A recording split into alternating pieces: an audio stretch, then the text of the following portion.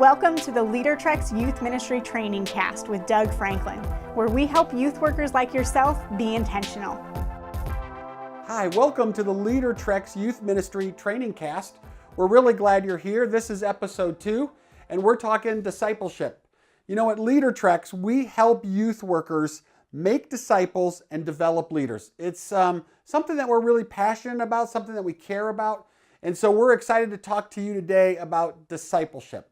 This is a training cast. This is something designed for you to be able to use for your own development and something hopefully that you can use with your adult volunteers as you're training and developing them as well too. Discussion guides for this podcast will be on Facebook, and you can use those with your adult volunteers if you think that this is something that would really help them grow and develop. Today I got Dan Colin with me, works with youth workers that call into LeaderTreks or need resources or help. He is talking to youth workers all the time.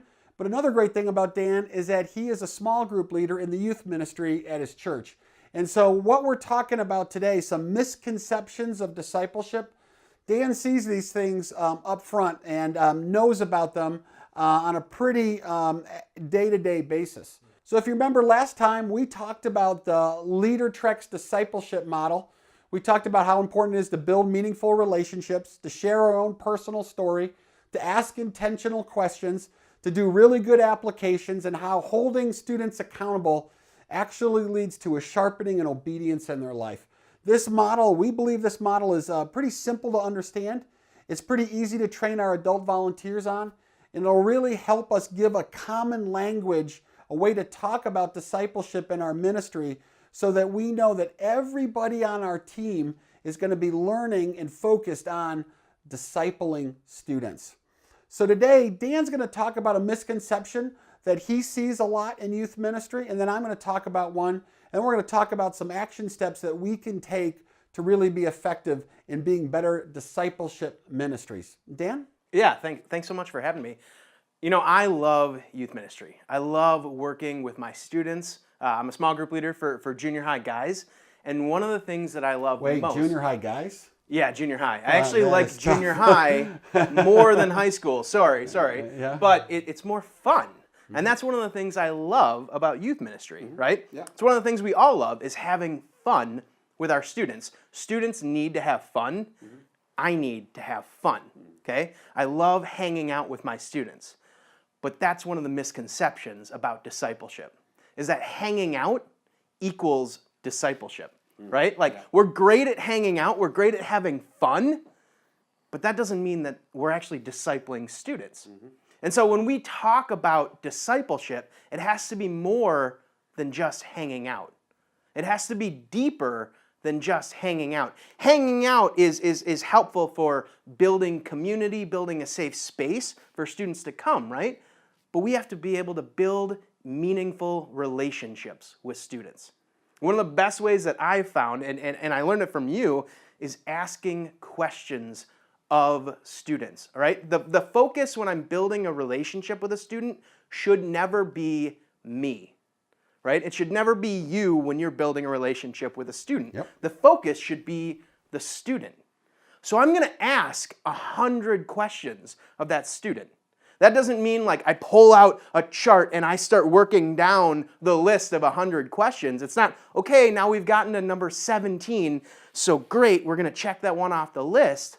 It's simply that I'm gonna ask a ton of questions so that I can discover who the student is, what they're passionate about, what they love, what makes them tick, what frustrates them, who their family is, what they're all about.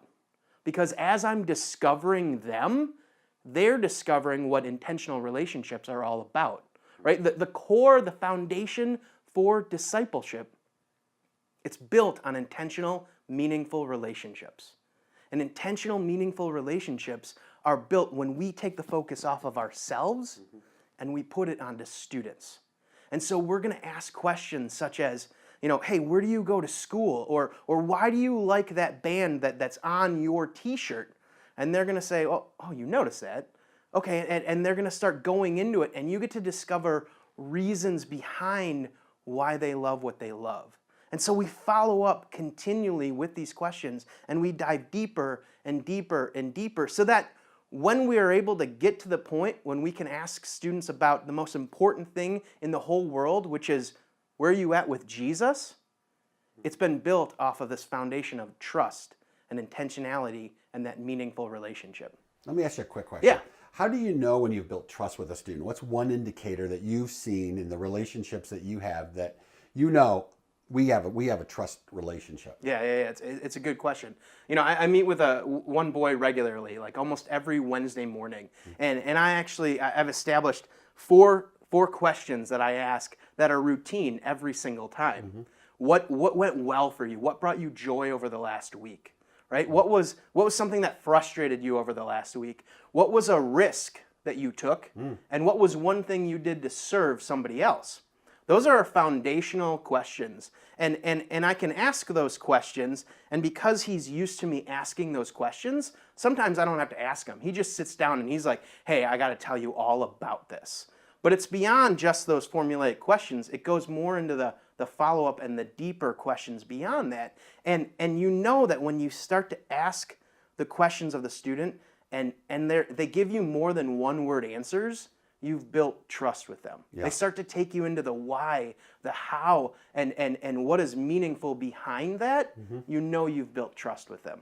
Yeah. So again, that misconception, hanging out, does not necessarily equal discipleship. I think the misconception that I want to deal with is a little bit like the misconception you were just talking about. It's this one, that if a student comes to youth group, they're being discipled.